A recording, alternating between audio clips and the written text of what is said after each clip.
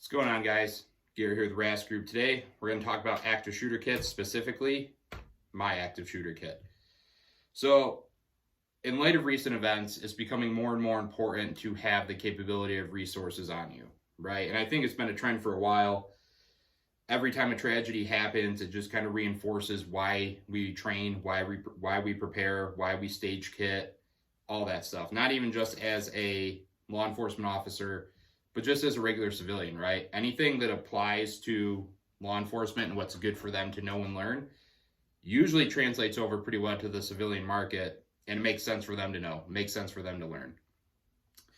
One of the things I've taken away that I've learned from law enforcement and watching tragedies and responding to incidents that, had the capability of being a tragedy is I want to be able to have as much resource on my person as possible if that day ever comes. We are not issued active shooter kits where I work. Nothing against where I work. Resources are tight. They got to do what they got to do. But I think any responsible officer should be putting together an active shooter kit. I know more civilians that have active shooter kits in their vehicles than cops. Kind of sad, but, I'm hoping the trend catches on. So this is what I put together. This is what I opted to use. Based around being able to get in, have my patrol rifle and have that available to me. It's kind of what I set up this kit around. There's not very often I don't have a patrol rifle in my car for XYZ reason. So I set it up catered to that. This is a Tuff Products, Tuff Products, active shooter drop blade kit. It does not come with really anything except this sewn in pouch right here on the front and the mag slots. So I'll show you how I set mine up, and I'll show you how this one works. If you like it, check it out. If you don't like it, consider just setting up some sort of kit for yourself. I'm not endorsed by Tuff Products. This is the only thing I own from them. They probably don't know who I am. So sure as shit, you don't have to use this one, but this is an idea. So the way this one works is it starts with a key ring on your belt. This is the only thing that has to be permanently on your person, which is kind of nice. You have this on whatever side you like to stage it on. I stage it on my weak side.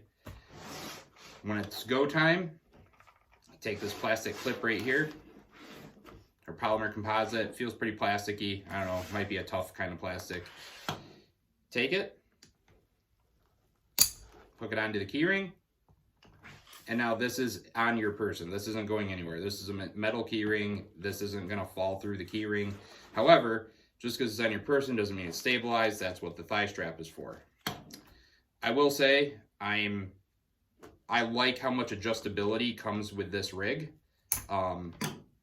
You can, obviously on the back here, you see that there's like this Velcro cover. And right there, you can adjust it pretty well to whatever height you have. I personally secured it after the adjustment with a zip tie just to be safe. That way it wasn't moving around on me. And then you can obviously adjust, trim. I gotta take a lighter to this, it's getting a little frayed. But adjust, trim the leg strap, and have a pretty well fitted little kit, right? So that's pretty nice. Like I said, it comes with this front pouch. I use this as kind of a blowout pouch. I wish there was Velcro on the front to be able to indicate it as some sort of medical. There isn't. Oh well, chances are if something happens, I'll be kind of doing some self-aid while everybody else goes on and addresses the threat, or at least that's what they should do. If I were to get injured, right? Hopefully that doesn't happen. So first off, you'll see I have 4 AR mags up top, right? Loaded, ready to go. I cut the bungee retainer off this first one as kind of a speed reload. We don't really wear AR or rifle mags on our kit. It's just not something we do at my department. Again, personally, I think that should be something that everybody already has pre-staged on their person. It's not what we do, so this is how I counteracted it. 4 AR mags, that gives me 120 rounds, plus one in my back pocket, which is our spare mag in the patrol car, plus the one in the rifle. Gives me a total of 6 mags. For an isolated incident, such as a school shooting, an active shooter, whatever, Ideally, I'm not going to burn through, what would that be, 180 rounds. But you never know. You can't go into something and say, well, probably won't have to do this. No, you prepare as much as you can. You over prepare. So for AR mags, right up top, I'm thinking about trying to find a way to mount maybe an extra pistol mag onto here. We'll see. It's already kind of cumbersome how it is. If you guys are interested in picking up a bunch of mags, or you need to re-up on your magazines because they are traditionally a disposable item, check out Brownells, right? They're always having a really good sale or a really good deal or a really good promo code. Pick up a bunch of mags, use the promo code BOP10 if your order's over 150 bucks. Maybe pick up, 10 pistol mags, 10 AR mags, make that investment. You won't regret it. It's nice to have. We'd appreciate it. So Brownells has been nothing but good to us. We really couldn't afford to do a lot of the reviews and builds and shit we do without them. So thank you, Brownells. You'll see on either side, I have a cat tourniquet and North American Rescue TQ holders. Those are the only 2 cat tourniquets I have on here. I carry 3 on my person at work. Gives me a total of 5 when I put this on. Over prepare, right? That's kind of the theme of this little active shooter kit, is over prepare, and hopefully I don't have to use the stuff on here, but they are pre-staged. They are in here, hopefully not, getting torn up, exposed to the elements as much as the ones on my kit. Once those ones get, to a point where I feel like they are beyond use, we switch them out, throw them in the trash. 25 bucks or even $100 every now and again to re-up on your tourniquets is a very good investment. So 2 of those, you'll see I have a random carabiner on here on the outside. I just put this here for the sheer fact that if I need to clip something to it, or, if I grab an extra med kit from somebody, I can clip it onto here. I can just have another whole extra blowout kit on my person. This takes up virtually no room. It folds flat when I put it in my bag. I don't know. Doesn't bother me at all. I know somebody would probably have an issue with it, but I put carabiners on everything just as a lash point. So, getting into here, the blowout kit. So, show you what I got. So right now I have 2 Israeli dressings.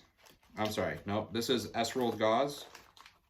Forgot. I did have 2 Israeli dressings in here. I took one out to put in another kit.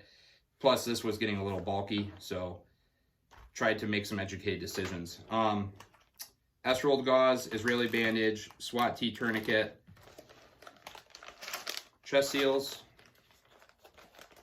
and 2 Z-fold combat gauze stuffed down into there. This is kind of bulky, guys. I'm not gonna lie, like, it is kind of a bitch to fold. I wish the blowout kit part of this, or this pocket, I guess it doesn't have to be a blowout kit, but it's what I use it for. I wish this was a little bit, I guess, wider or bigger or stretchable. It does its job though. And then this is just a little pin that I threw on here for one of my sergeants gave me as a gift way back in the day. He got it for all of us on the shift. So it just helped me distinguish where if somebody else decides to get another one of these bags or one of these kits, whatever you want to call it, I know this one is mine. It just helps me distinguish it real quick. So guys, this is a real, I didn't want this video to be long, but I feel like I really need to drive this home, the importance of having some sort of compact, ready to go kit. I can grab this real quick. I can hook a thumb through it and go. I can lash it onto my belt while I'm moving.